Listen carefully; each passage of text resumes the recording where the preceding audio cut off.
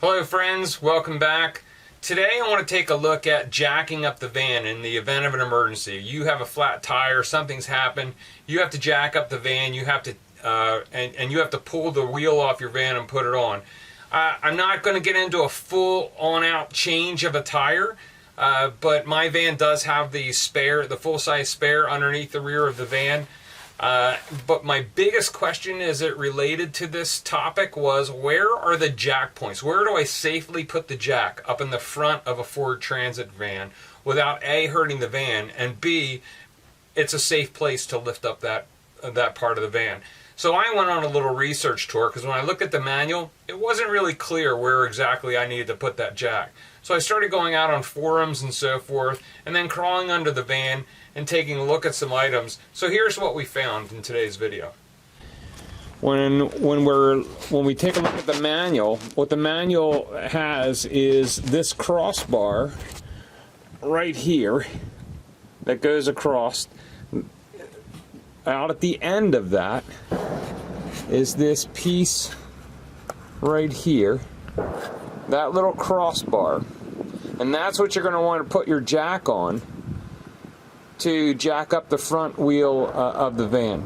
So let's take a look at if we took the jack from the van, the one that comes with the van, let's take a look at what the size of that is and how that fits under there. With the jack put under there, right under that spot, you'll notice that there's quite a gap between the top of the jack and the protrusion where they want you to jack. So one of the things I do is I always make sure I'm carrying either 4x4s or 4x6s with me, or some wood blocks. So if I was to take this wood block, and this is just an example, just for ease of explanation, I'm going to take this, pop this 4x4 here, example, and then take my jack and I'm going to put it up on that 4x4. Now you'll notice that I'm right under. I'm literally right under that piece. And the top of the jack, if we look here, the top of the jack has grooves. So you want to position the top of the jack so that it's going in conjunction with that protruding piece. All right, so now that we've seen where the jack point is at the front of the van, let's go back to the back of the van and take a look at where on the axle you want to put the jack there. Okay, so putting the jack underneath this one, you'll notice that there's again, like the front, there's a gap there, but that gap is a little less than 4 inches. So you might want, for something like this, as I said on the front, I think I mistakenly said there, a 4x4 or a 4x6. What I meant to say is a 4x4 or a 6x6 might not be a bad idea for there. But one of the things you may want also is, some good 2x4s or a 2x6 or 2, just to take up some of that gap. Again, one of the things from a safety standpoint of jacking, the less I have to jack, or the less I have this jack extended, I guess is a better way to say that, the safer this is going to be. So if I only have to jack this up a couple inches and only bring that arm out of the jack a couple inches, I'm going to be better off if I can pull that out. So the last thing I want is the arm of this jack coming way up in the air, then making contact with that axle, and then having to lift it another 3, 4, 5 inches to get the wheel off the ground. Now in the back, since you're going to be lifting right at the axle, you're not going to necessarily have to jack this one quite as high, because you're going to, the wheel will lift up off the ground in direct proportion to the amount you're jacking. Unlike the front, because you're on the frame there, basically, you're lifting up, and the suspension has to extend before the wheel starts to lift up off the ground.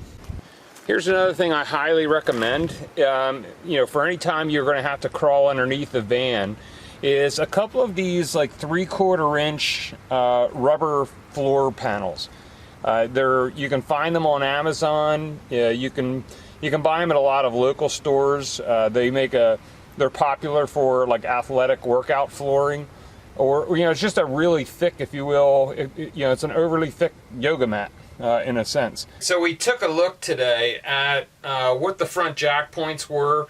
Right on that little protrusion, that little bar going across, that's where you're going to want to jack the front of the van up. But when you jack the front of the van up, remember, especially in the front, because you're not jacking on an axle, as you jack up, the suspension has to fully extend before that tire starts to lift off the ground. So especially in the front, you're going to have to jack a few inches. So you might want a 4x4 or something like that to put under your jack, or a 2x6, I guess I should say, because the 2x6s you can sit the jack on and they're wide enough for the jack to sit on. But they'll get your jack before you start pumping it. They'll get it closer to your jack point, because the shorter you have to lift that jack up, and still get your wheel off the ground, the safer the whole maneuver is going to be. Remember, whenever you're jacking your vehicle up, chock the wheels. If you're jacking the front up, you want to make sure that your emergency brake's on, and while that will hold the van in place, or any of your vehicles, you still want to chock those wheels just to be safe. They also make some good, which I kind of considered maybe getting for this van, at least one, is a jack and a jack stand combined. So as you're jacking it up, that jack stand is holding the van up in place, because the last thing you want to do is pull the wheel off and have the jack give out, and now your van comes down. So whatever you're doing, make sure you're being safe while you don't want to be under the van. You don't want to have your legs under the van. If it happens to come down while you're changing a wheel, you certainly don't want to be, have any body parts under there when that occurs. One of the things that you can do to speed up the process that I've done is I got this at Lowe's. It's a DeWalt XR half-inch drive battery-powered impact driver. Now this is a half-inch drive that I keep a socket that fits my lugs on my wheels for the van. And if I pop the battery on here,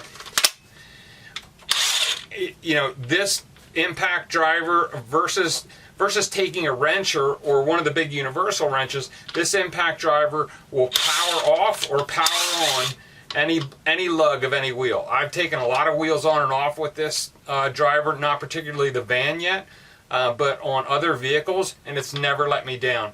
It's a good solid unit.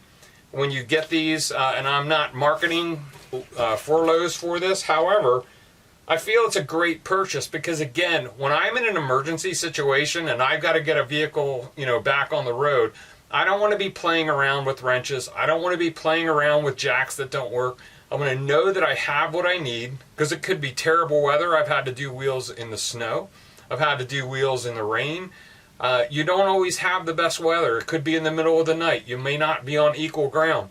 You want to make sure that you have wood chocks that can fit with your jack to get to the point where you need to jack.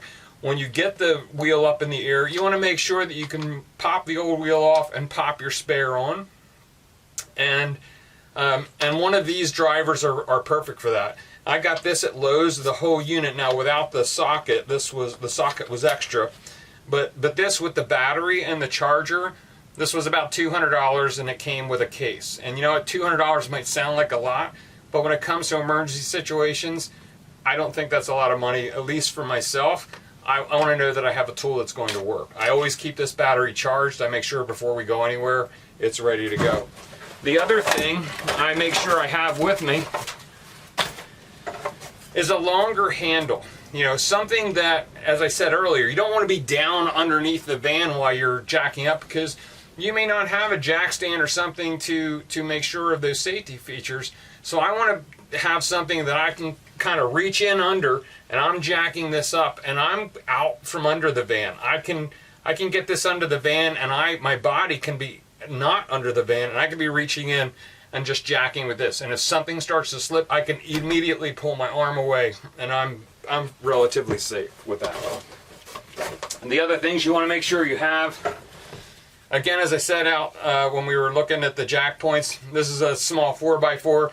Now, generally you want a little bit bigger than this, or a 6x6, or you want to have multiple 2x6s. And the 2x6s are just going to be a little bit wider than this. And basically this is, this 4x4 equates to basically two 6x6s, as far as height-wise. So If you didn't want to, get this block, you could take a 2x6.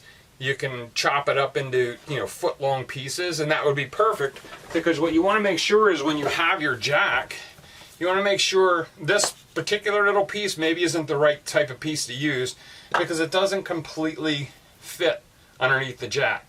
There's edges of the jack sticking out, and that's not something I want when I'm putting wood under here. So in this situation, a 2x6, probably a couple of 2x6s stacked together would probably be a safer option for you.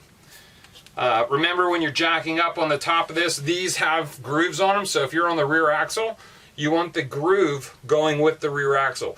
If you're on that strange little connector point in the front, and I have no idea why Ford made it like that, but again, you want that bar that going across there, you want that to rest in this V point.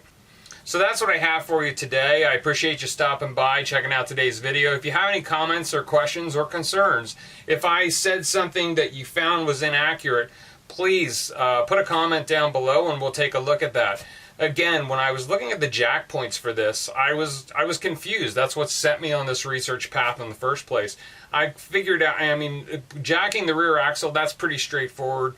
But when it came to the front, the last thing you want to do is put that jack in the wrong place and ruin something up in the front of the van. You want to know that wherever you're jacking, A, it's safe, and B, it's not going to hurt the van when you jack it up. So I didn't think the pictures in the manual really defined what the exact spot was. So after doing some research and we came across this, I figured I'd put this content out there. So that's what I have for today. Thanks for stopping by. Like the video. If you like the content we're putting out, please consider subscribing to the channel. Until next time, peace. We'll see you on down the road. Bye-bye now.